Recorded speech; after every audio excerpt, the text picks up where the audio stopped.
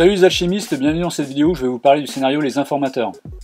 Ce scénario a été un des premiers créés il y a plus de 10 ans et il a été réadapté en version Blitz, en version Origine, dans le recueil de scénarios de cette année, en version 2 joueurs, en version 3 et 4 joueurs, donc dans les deux versions. Ce scénario n'a pas pris une ride, c'est vraiment un bonheur de pouvoir le rejouer, et de le rejouer en tournoi, de le rejouer durant les chroniques. Et donc on va voir ensemble comment jouer ce scénario, et puis je vais vous donner des trucs et astuces pour évidemment remporter ce scénario face à votre adversaire. On va commencer évidemment par la première des choses à faire, c'est-à-dire c'est placer les 6 informateurs, donc il vous faudra 6 pions. Là j'ai pris des pions lampadaires téléporteurs, voilà pour installer les informateurs. Donc la première des choses c'est effectivement de placer les informateurs. Donc ici on va prendre une ligne voilà, à 12 pouces, je vais me mettre un petit repère comme ça. Donc ici à 12 pouces du centre, clac, voilà. Donc le centre de la table, on va dire est ici. Et le premier informateur, comme c'est indiqué sur le schéma, c'est de placer à 4 pouces voilà, vraiment du centre de la table. Donc on en place un premier ici. Ensuite, les deuxièmes, donc les informateurs de niveau 2, vont être placés à 3 pouces du centre. Donc ça veut dire que c'est 7 pouces en fait, par exemple, du premier. Hein, voilà, c'est 4 ici, donc 3. Donc ça va être juste après comme ça. Et donc il y en a un premier, si on le place à 3 pouces, il y en a un de cette façon-là, et l'autre est à 6, il est ici. Voilà, donc là, vous voyez les deux informateurs de niveau 3, et puis ensuite, de niveau 2, pardon, et ensuite l'informateur de niveau 3, lui, se trouve à plus de 10 pouces du centre de la table. Voilà, donc on le place ici, et les deux autres sont placés à 6 pouces de celui-ci. Un ici, et un de l'autre côté. Voilà. Donc voilà, le placement des 6 informateurs sur la table qui sont effectués. Donc comme vous pouvez le voir avec le schéma, informateur niveau 1, 2 informateurs niveau 2, un informateur niveau 3 et puis 2 autres informateurs niveau 1. Alors il y a très peu de règles spéciales et finalement la physionomie du jeu ce scénario était très simple. Hein.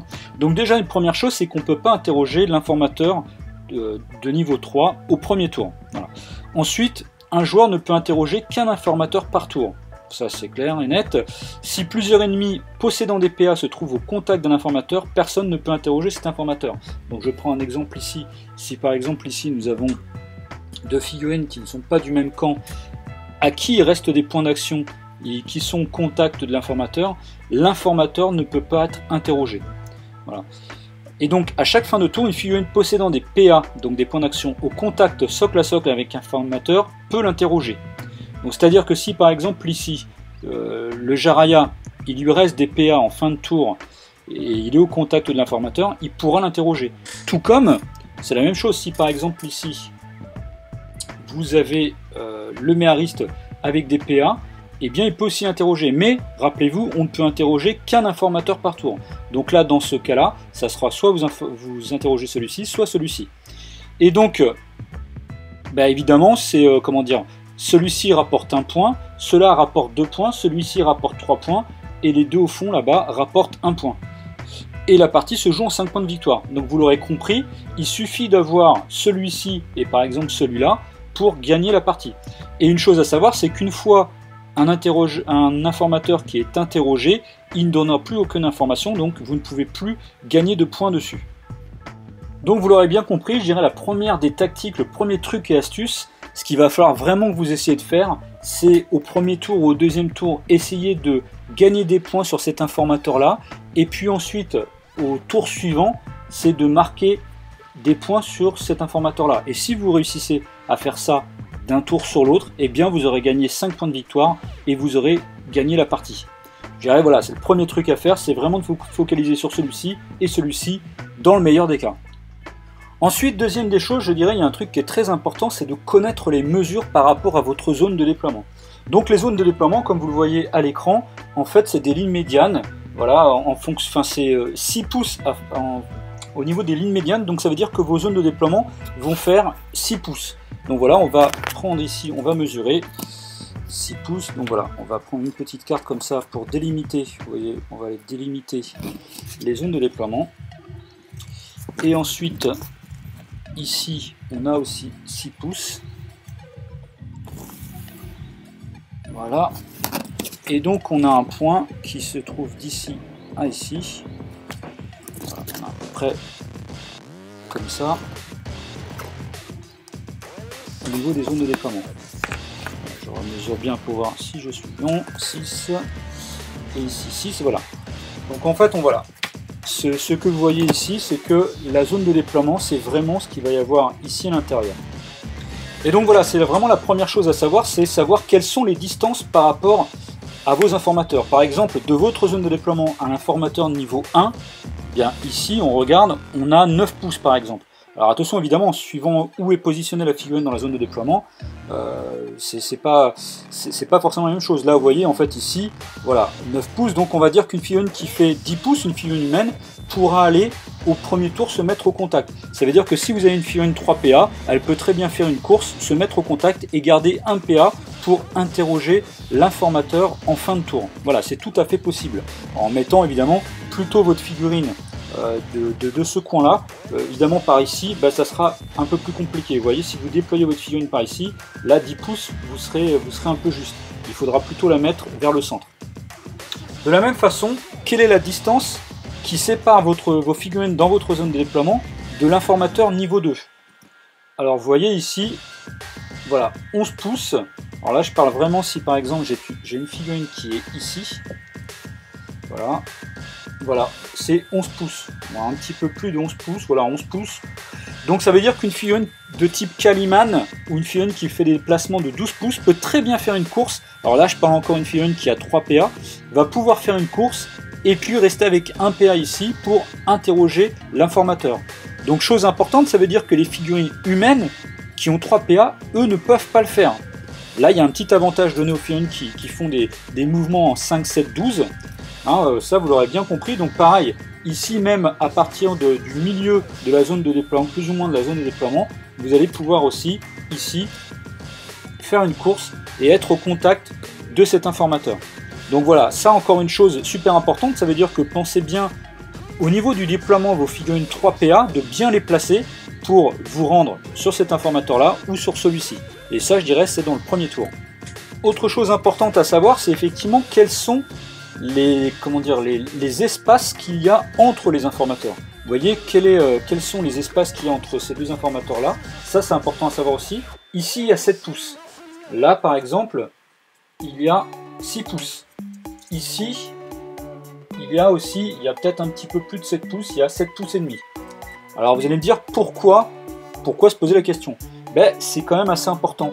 Parce que si admettons ici, lors du premier tour, voilà, une figurine est mise ici et on a une figurine ici.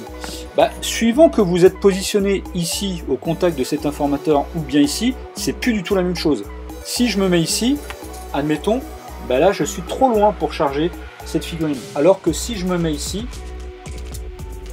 là vous voyez, je suis à moins de 6 pouces, ce qui veut dire que potentiellement, voilà, c'est même possible, je peux charger et le Caliman et me mettre au contact aussi de l'informateur. Et donc, éventuellement, garder un point d'action pour interroger l'informateur ou en tout cas bloquer l'adversaire. Parce que je rappelle que des figurines ennemies qui ont tous les deux des PA à la fin du tour au contact d'un informateur, l'informateur ne peut pas être interrogé. Il faut que vous seul conserviez des points d'action pour interroger l'informateur. Si votre adversaire n'a plus de points d'action, mais vous en possédez, vous pouvez interroger l'informateur. Par contre, si les deux figurines ont des PA, personne ne peut interroger l'informateur. Donc vous voyez, très, très important aussi le positionnement et connaître les mesures qu'il y a d'un informateur à un autre, parce que ça peut vous permettre de charger. Tout comme si je prends cet exemple-là, si on est comme ça, voilà, même ici, ou comme ça, bah là c'est pareil. Ici, vous voyez, de la même façon, je vais pouvoir charger et me mettre aussi au contact de l'informateur. Là, on serait plutôt dans le cas du deuxième tour. Alors là, évidemment, j'ai une figurine qui est 2 PA, mais si par exemple on prend ici une figurine du Rados 3 PA, bah voilà, elle pourrait potentiellement arriver à cet informateur-là au premier tour, et au deuxième tour, eh bien, elle pourrait très bien charger combattre, et puis après garder un PA pour interroger l'informateur. De la même façon, si on est de cette façon-là, alors là c'est un peu plus compliqué, mais je peux, voilà, là je suis un petit peu trop juste pour charger, mais en revanche, si on est dans ce cadre-là, une figurine qui a 7 en mouvement, en charge, bah, peut très bien, ici vous voyez, elle peut tout à fait venir charger la Vestale et se mettre au contact de l'informateur. Voilà, donc vraiment ça c'est des choses à bien connaître, c'est vraiment les distances qu'il y a entre chaque informateur et de bien positionner votre figurine et d'anticiper sur le tour suivant. Parce que ça veut dire que vous allez peut-être pouvoir aller charger une figurine et dépenser qu'un seul PA en chargeant et en vous mettant en contact d'un informateur. Donc ça c'est super important. Et donc dernière des astuces, je dirais encore une fois, ce sont les décors qui vont pouvoir empêcher votre adversaire de progresser correctement. Si vous mettez, alors vous voyez, je fais un petit rappel, hein. Si on prend par exemple une figurine 3 PA comme ça, voilà, ici on prend l'évocatrice, elle va pouvoir faire une course et se mettre et garder un PA pour interroger l'informateur niveau 2. Ça veut dire que déjà votre adversaire, il aura gagné 2 points sur les 5, ce qui est déjà pas mal.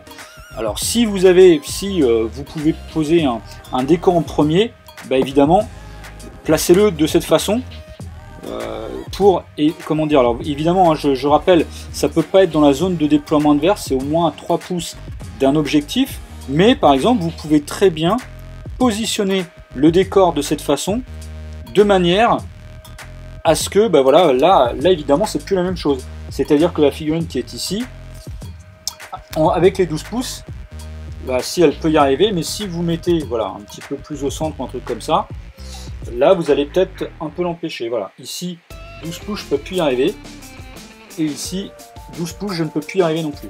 En mettant un décor ici au plein centre, et bien si votre adversaire a des figurines 3 PA et qu'il est en mouvement 5, 7, 12, et bien vous allez l'empêcher de pouvoir marquer des points de victoire au premier tour. Et ça, je dirais, c'est le plus important. Vraiment, si vous avez possibilité de placer des décors en premier, et bien c'est de le positionner comme ça, si votre adversaire est en 5, 7, 12. De façon inverse, je dirais que si c'est vous qui avez des figurines en 5, 7, 12, bah, pensez à ce que votre adversaire va pouvoir vous mettre des décors comme ça pour vous empêcher. Bah, rien ne vous empêche, vous, de prendre un premier décor et de le placer comme ça, en contact d'un, comment dire, voilà, ou de le mettre un peu comme ça, de manière à ce que vous puissiez, sans problème, faire votre course. Et votre adversaire, il va être aussi limité à mettre des décors à 3 pouces, à au moins 3 pouces du premier. Donc du coup, il va devoir le positionner comme ça et il ne pourra pas vous empêcher de faire votre course et d'amener votre figurine sur l'informateur niveau 2. Un peu de la même façon, mais je dirais que c'est un peu moins, embêtant. Bah, pourquoi pas mettre un décor ici face à la zone de déploiement de votre adversaire pour l'empêcher de progresser. Alors ici, ça l'empêchera pas. Vous voyez, si on place une figurine qui se met ici, même avec une course à 10, alors ouais, même une course à 10, ça l'empêche pas. Une course à 12 non plus. Mais voilà, quelque part, de faire ça, ça évite évidemment, c'est embêtant pour la progression. Si en plus vous le mettez vraiment comme ça, face, comment dire, au contact en fait du côté de table, bah là ça l'empêche en fait tout ici. Alors c'est moins impactant sur l'informateur niveau 1. Vraiment, ce qu'il faut essayer de faire, c'est de bloquer l'arrivée en fait sur l'informateur de niveau 2, puisque ça quand même, ça marque 2 points sur les 5, c'est presque 50% des points qui sont faits. Donc voilà, n'oubliez pas de positionner les décors pour empêcher votre adversaire de progresser, et puis après rien ne vous empêche de prendre un autre décor et de le mettre aussi plutôt par là, pour empêcher encore une fois la progression depuis l'informateur de niveau 2 vers l'informateur de niveau 3. Cependant, ça va pas être très simple, parce que c'est vrai que souvent les décors, comme on le préconise, c'est plutôt de la taille d'une carte de jeu, et c'est quasiment impossible en fait de positionner un décor en plein centre comme ça, puisqu'il faut au moins 3 pouces entre l'objectif et le décor. Et là, comme je le rappelle, entre les deux objectifs ici, bah, vous avez 7 pouces et demi. Du coup, c'est assez compliqué. Vous voyez, ça veut dire qu'il va vous falloir en gros un décor qui fasse 1 pouce et demi de large à pouvoir positionner ici. Alors ça peut être un petit muret ou quelque chose comme ça. Mais ça va être moins facile de positionner des décors entre les informateurs de façon globale ici. Voilà, c'est vrai que tous les décors vont plutôt se poser sur le côté un petit peu extérieur. Si après vous avez des petits décors qui sont assez fins, bah là vous pouvez évidemment empêcher la progression de votre adversaire en mettant entre deux informateurs. Voilà, j'espère que cette vidéo vous a plu et que ça vous aura donné envie de jouer ce super scénario. Et évidemment en partie, si vous faites un double 6, n'oubliez pas le mot à crier très très fort. Alchemy!